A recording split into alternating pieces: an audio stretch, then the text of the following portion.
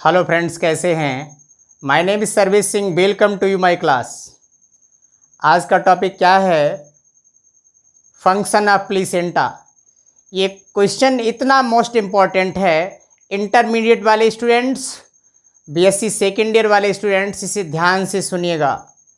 ये क्वेश्चन इतना most important है, आपके एग्ज़ाम में ये फाइट करेगा, निश्चित ये फाइट करेगा। 99% इसकी उम्मीद है आने की, तो इसे तैयार कर लीजिए। तो सबसे पहले जो स्टूडेंट्स हमारा चैनल देखते हैं वो सबसे पहले इसे सब्सक्राइब भी करें, लाइक भी करें, शेयर भी करें, बेल आइकन का भी बटन दबा लें, जिससे हमारे वीडियो का नोटिफिकेशन आपके पास तक पहुंचता रहे। तो ठीक है, ध्यान दीजिएगा इस सीधे सीधे टॉपिक पर। कितना इंपॉर्टेंट ये टॉपिक है। फंक्शन ऑफ प्लीसेंटा, अपरा के कार्य क्या हैं? What is the placenta? क्या होता है अपरा? किसे कहते हैं प्लीसेंटा? ये एक ऐसी स्ट्रक्चर होती है, ये एक ऐसी संरचना होती है जो मदर के यूटेरस एंड एम्ब्रायो के बीच का एक गहरा रिलेशन होता है। मदर के यूटेरस के बीच एंड एम्ब्रायो के बीच का जो एक गहरा रिलेशन होता है, और वो रिलेशन रखने वाली जो स्ट्रक्चर होती है उसे प्लीसेंटा कहते हैं। किसके किसके बीच का रिलेशन होता है? ये यूटेरस एंड एम्ब्रायो।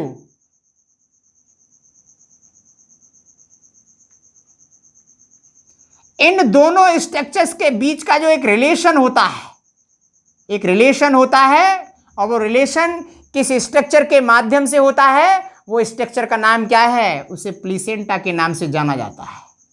उसे प्लीसेंटा कहते हैं, उसे अपरा कहते हैं। इन दोनों संरचनाओं के बीच में ये रिलेशन रखने वाली संरचना है, संबंध रखने वाली संरचना है, जिसे प्लीसेंटा कहते हैं। ये कितना इंपॉर्टेंट ये स्ट्रक्चर है। यानी जितना भी वर्क होता है, जितना भी आदान प्रदान होता है, वो सारा आदान प्रदान इसी प्लीसेंटा के माध्यम से एम्ब्रायो के बीच और मदर के बीच होता है। ओके? अगर हम इसके वर्क की बात करते हैं तो ध्यान दीजिएगा, इसके कौन कौन से वर्क होते हैं। नंबर 1, सबसे पहले हम इसके रिस्पायरेशन की बात करते हैं। रिस्पायरेशन, श्वसन। किस तरीके से ये रिस्पायरेशन में प्लीसेंटा की स्ट्रक्चर भाग लेती है? जैसे मान लीजिए एग्जाम्पल के तौर पर, ये एक यूटेरस की स्ट्रक्चर है, यूटेरस की संरचना है, और इस यूटेरस की संरचना के अंदर इस तरीके से ये प्लीसेंटा की संरचना अरेंज है।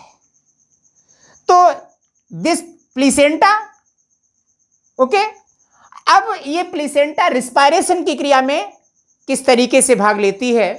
तो ये प्लीसेंटा की संरचना कहाँ होती है? यूटेरस के अंदर होती है, यूटेरस में पाई जाती है, और एम्ब्रायो से कनेक्ट होती है, जुड़ी होती है। ये स्ट्रक्चर कहाँ होती है? मदर के अंदर होती है। ओके? तो कंडीशन क्या है यहां पर? होता क्या है? रिस्पायरेशन, जब मदर ऑक्सीजन के लिए एब्जॉर्ब करती है, ऑक्सीजन के लिए लेती है, ऑक्सीजन जब मदर के अंदर पहुंचती है और वो ऑक्सीजन ब्लड के अंदर पहुंचती है, मदर के अंदर जो ऑक्सीजन पहुंचती है वो ऑक्सीजन इसी प्लीसेंटा के माध्यम से कहां पहुंचती है? इस एम्ब्रायो के अंदर पहुंचती है।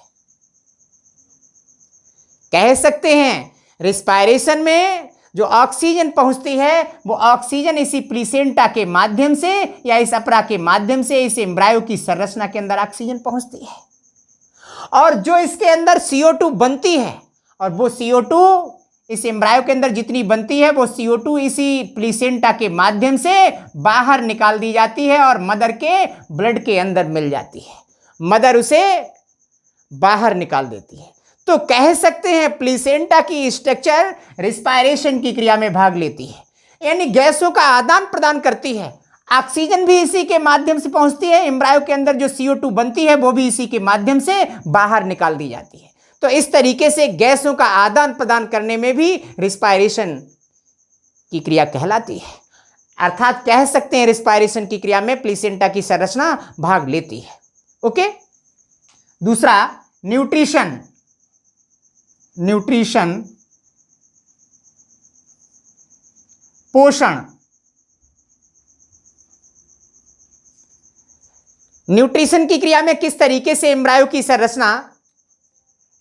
संरचना तक किस तरीके से न्यूट्रिशन पहुंचता है, पोषण किस तरीके से पहुंचता है। एम्ब्रायो की संरचना कभी ये एक तो पूर्ण तरीके से न्यूट्रिशन नहीं पहुंचता है, किस तरीके से पहुंचता है, एलिमेंट्स के रूप में पहुंचता है, पोषक तत्वों के रूप में पहुंचता है। मदर के ब्लड के अंदर जो न्यूट्रिशन एलिमेंट्स होते हैं, जो पोषक तत्व होते हैं, वो पोषक तत्व उसके ब्लड से, मदर के ब्लड से इस प्लीसेंटा के माध्यम से कहां पहुंचते हैं, इस एम्ब्रायो के अंदर पहुंचते हैं, इस एम्ब्रायो की संरचना के अंदर पहुंचते हैं। इसीलिए कहा जाता है, इसीलिए बोला जाता है कि जो प्लीसेंटा की संरचना होती है, इस संरचना के माध्यम से एम्ब्रायो के अंदर न्यूट्रिशन पहुंचता है। वो न्यूट्रिशन किसके द्वारा पहुंचता है, इस प्लीसेंटा के द्वारा पहुंचता है। न्यूट्रिशन कौन सा पहुंचता है, पोषक तत्व के रूप में पहुंचता है, जो मदर के ब्लड के अंदर पाया जाता है। इसीलिए प्लीसेंटा की संरचना न्यूट्रिशन की क्रिया में भी भाग लेती है। ओके, नेक्स्ट वर्ग की बात करते हैं, एक्सक्रीशन। एक्सक्रीशन, एक्सक्रीशन मीन्स क्या होता है, उत्सर्जन। सीधी सी बात है, जब इसके अंदर न्यूट्रिशन पहुंचता है, जब इसके अंदर पोषण पहुंचता है, पोषक तत्व पहुंचते हैं, तो उसका डाइजेशन भी होता होगा। इसके अंदर उपापचय की क्रिया होती है, मेटाबॉलिज्म की क्रिया होती है। जब न्यूट्रिशन पहुंचता है तो इसके अंदर मेटाबॉलिज्म की क्रियाएं होती हैं, और उस मेटाबॉलिज्म की क्रियाओं में या उपापचय की क्रियाओं में क्या बनते हैं, नाइट्रोजनी अपशिष्ट पदार्थ बनते हैं, हानिकारक पदार्थ बनते हैं, विषैले पदार्थ बनते हैं, या उत्सर्जी पदार्थ बनते हैं। इन उत्सर्जी पदार्थों को बॉडी से निकालना भी बहुत ही इंपॉर्टेंट होता है। तो इस तरीके से इस एम्ब्रायो की संरचना के अंदर जितने भी अपशिष्ट पदार्थ बनते हैं, जितने भी हानिकारक पदार्थ बनते हैं, वो हानिकारक पदार्थ इसी प्लीसेंटा के माध्यम से बाहर निकाल दिए जाते हैं, जिससे ये हानिकारक पदार्थ मदर के ब्लड के अंदर मिल जाते हैं और मदर उसे बॉडी से बाहर निकाल देती है। तो इस तरीके से कहा जा सकता है, जो प्लीसेंटा की संरचना होती है वो क्या करती है, एक्सक्रीशन की क्रिया में भी भाग लेती है, उत्सर्जन की क्रिया में भी ये संरचना भाग लेती है। Okay, immunity. Next, immunity. Immunity, प्रतिरक्षा। अपरा की संरचना प्रतिरक्षा में भी भाग लेती है। आपने सुना होगा, जब मदर के यूटेरस के अंदर एम्ब्रायो की संरचना होती है तो खसरा है, डिप्थीरिया है, चेचक है, इत्यादि कई प्रकार के वैक्सीन लगाए जाते हैं, कई प्रकार के टीके लगाए जाते हैं, और वो टीके मदर के बॉडी में लगाए जाते हैं। लेकिन उन टीकों से प्रोटेक्ट किसकी भी होती है, इस एम्ब्रायो की संरचना की भी सुरक्षा होती है। कैसे सुरक्षा होती है, मदर के बॉडी के अंदर तो लगाए जाते हैं, मदर की बॉडी के अंदर इंजेक्ट कराए जाते हैं, प्रवेश कराए जाते हैं, लेकिन मदर की बॉडी के अंदर जो पहुंचते हैं वैसे ही इस प्लीसेंटा के माध्यम से इस एम्ब्रायो के अंदर भी पहुंचते हैं, जिससे इस एम्ब्रायो की प्रोटेक्ट होती है, इसकी सुरक्षा होती है। तो इस तरीके से कहा जाता है कि इम्यूनिटी की क्रिया में भी ये प्लीसेंटा की संरचना क्या करती है, भाग लेती है। Next, transport of medicine.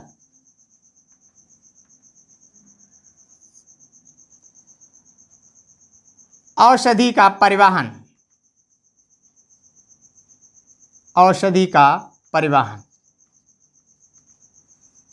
यदि कभी कभी क्या होता है, यदि मदर के अंदर कोई रोग हो जाता है, या कोई वायरस प्रवेश कर जाता है, या कोई बैक्टीरिया प्रवेश कर जाता है, वायरस के माध्यम से मदर इन्फेक्टेड हो जाती है, संक्रमित हो जाती है, तो कंडीशन क्या होती है, मदर के ब्लड के अंदर तो वायरस प्रवेश कर जाता है, लेकिन जब मदर के ब्लड के अंदर वायरस प्रवेश कर जाता है तो वो वायरस इस प्लीसेंटा के माध्यम से इस एम्ब्रायो के अंदर भी प्रवेश कर जाता है। ऐसी कंडीशन में होता क्या है, ऐसी कंडीशन में सीधे सीधे इस एम्ब्रायो के लिए मेडिसिन नहीं दी जाती है।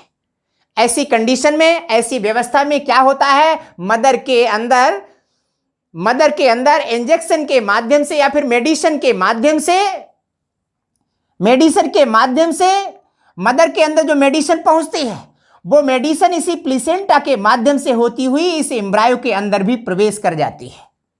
इस एम्ब्रायो के अंदर भी प्रवेश कर जाती है, जिससे इस एम्ब्रायो की भी प्रोटेक्ट हो जाती है, इसकी भी सुरक्षा हो जाती है। तो इस तरीके से कह सकते हैं ट्रांसपोर्ट ऑफ मेडिसिन, औषधि का परिवहन करने में भी ये संरचना भाग लेती है। किस तरीके से भाग लेती है? मदर के लिए तो मेडिसिन दी जाती है, लेकिन मदर के अंदर भी, मदर के माध्यम से प्लीसेंटा के द्वारा मेडिसिन भी प्रवेश कर जाती है। इसीलिए ये ट्रांसपोर्ट ऑफ मेडिसिन में भी ये संरचना भाग लेती है। Next, secretion of hormones, secretion of hormones, hormones का स्रावन,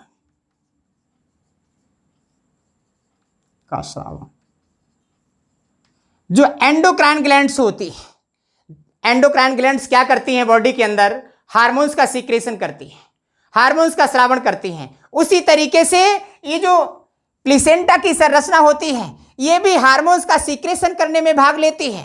कौन कौन से हार्मोन्स ये का सीक्रेशन करती है? प्रोजेस्टेरोन हार्मोन्स का सीक्रेशन करती है, एस्ट्रोजन हार्मोन्स का सीक्रेशन करती है, लैक्टोजन हार्मोन का सीक्रेशन करती है। तो इस तरीके से ये जो प्लीसेंटा की संरचना होती है, वो ये कई प्रकार के हार्मोन्स का भी सीक्रेशन करती है, जो इसके लिए आवश्यक होते हैं, जो इसके लिए जरूरी होते हैं, उसका भी ये सीक्रेशन करती है। नेक्स्ट, इसका वर्क क्या होता है? Storage of substance, storage of substance, storage of substance, पदार्थों का संचय, पदार्थों का संचय। जो प्लीसेंटा की संरचना होती है, ये स्टोरेज ऑफ सब्सटेंस, पदार्थों का संचय भी करती है, पदार्थों को कलेक्ट भी करती है, पदार्थों को इकट्ठा करने का भी काम करती है। जैसे ग्लाइकोजन है, वसा है, इन पदार्थों को स्टोर करने में भी ये संरचना भाग लेती है।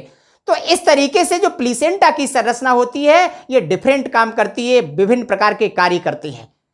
और ये संरचना, इस संरचना के माध्यम से रिस्पायरेशन की क्रिया होती है, न्यूट्रिशन की क्रिया होती है जिसे पोषण की क्रिया कहते हैं, एक्सक्रीशन की क्रिया होती है, उत्सर्जन की क्रिया कहते हैं, इम्यूनिटी की क्रिया होती है जिसे प्रतिरक्षा की क्रिया कहते हैं, ट्रांसपोर्ट ऑफ मेडिसिन, औषधि का परिवहन भी इसी के माध्यम से होता है, हार्मोन्स का श्रावण भी इसी के माध्यम से होता है, पदार्थों का संचय भी इसी के माध्यम, यानी सारे जितने भी वर्क होते हैं, जितने भी कार्य होते हैं, अधिकांश मात्रा में ये सारे कार्य एम्ब्रायो के बीच और मदर के बीच इसी प्लीसेंटा की संरचना के माध्यम से होते हैं। इसलिए ये संरचना मोस्ट इंपॉर्टेंट होती है। इसी के माध्यम से एम्ब्रायो की संरचना डेवलप करती है, एम्ब्रायो की संरचना ग्रोथ करती है, जिससे एम्ब्रायो की संरचना मैच्योर होती है, वृद्धि करती है। ये क्वेश्चन मोस्ट इंपॉर्टेंट है, बीएससी वाले स्टूडेंट्स और इंटरमीडिएट वाले स्टूडेंट्स से विशेष करके याद कर लें, तैयार कर लें। और जो स्टूडेंट्स हमारा चैनल देखते हैं वो इसे सब्सक्राइब भी कर लें, लाइक भी कर लें, शेयर भी कर लें। Thank you.